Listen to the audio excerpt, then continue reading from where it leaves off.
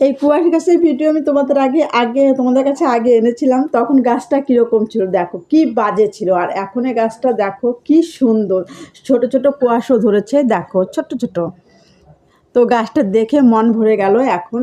আর কিছুদিন আগে যে দেখেছিলাম তখন খুবই বাজে ছিল, তার কারণ ছিল যে প্রত্যেক দিন রাত্রে এক নাগাতার বৃষ্টি হতো।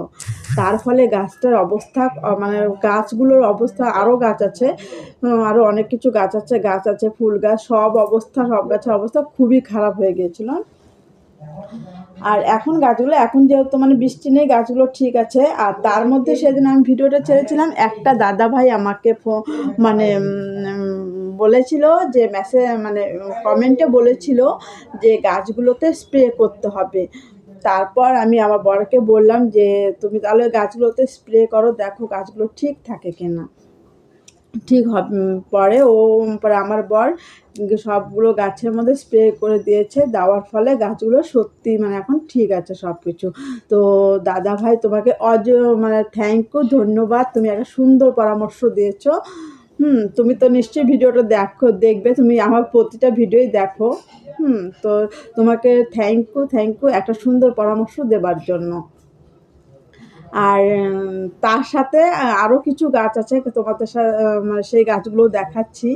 হ্যাঁ, আর এই যে দেখো টমেটো গাছ, এখানে একটা বেগুন গাছ ছিল, সেই বেগুন গাছটা বাঁচানো যায়নি। হুম তো একটা গাছে যেহেতু একটা গাছ, তার জন্য একটাই টমেটো ধরেছে।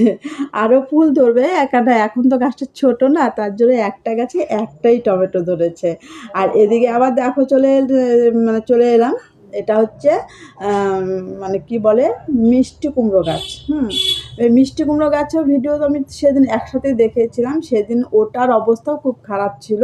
তো এগুলো সবগুলো দেখো, এই গাছগুলো এখনও একদম টনটনা হয়ে গেছে, খুব সুন্দর, দেখো সুন্দর সুন্দর ডগা বেড়েছে। তার সাথে আবার লঙ্কা গাছ, মানে ওই গাছের সাথেই মাঝখানের মধ্যেই আবার লঙ্কা ধরেছে। বাড়িতে সবজি গাছ থাকলে কি হয়, অনেক সময় ইমার্জেন্সিতেও কাজে লাগে। মানে ঘরে কোনো সময় সবজি টবজি শেষ হয়ে গেলে ঘরে যা আছে মানে বাড়িতে যদি সবজি গাছ থাকে সেটা দিয়ে মানে কোনো রকম চালিয়ে নেওয়া যায়। বাড়িতে সবজি গাছ বোনা মানে এটাই মানে একটা ফায়দা।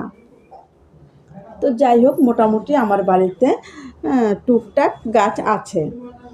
ছোট মানে অত সেরকম, এটা তো আমাদের তো গ্রামের বাড়ি না, টাউনের মধ্যে বাড়ি। তো টাউনের মধ্যে যতটুকু মানে যতটুকু সম্ভব আমার বর যতটা পারে চেষ্টা করে যে এতটুকু গাছ বোনার।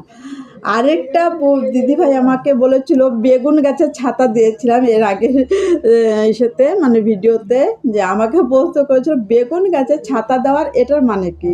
তো আমি বলেছিলাম, তো বেগুন গাছের ছাতা এর জন্যই দেওয়া হয়েছিল যে রাত্রিবেলা প্রচণ্ড বৃষ্টি হতো, আর বেগুন গাছের ছাতা দেওয়াতেই দেখো গাছগুলো বেঁচে গেছে। ওটা হচ্ছে মানে কি বলবো, ওটা মানে একটা বুদ্ধি এলো যে গাছগুলোকে কীভাবে বাঁচানো যায়। ওই অবস্থাতে যেহেতু বৃষ্টি হচ্ছে, সেরকম চালও দেওয়া যাবে না, তো ছাতা দেওয়া হয়েছিল। ছাতা দেওয়াতেই দেখো গাছগুলো বেড়ে গেছে, ভালো হয়ে গেছে। আর দেখো বেগুন ধরা শুরু হয়ে গেছে। তো দিদিভাই তোমার প্রশ্নের উত্তরও পেয়ে গেলে।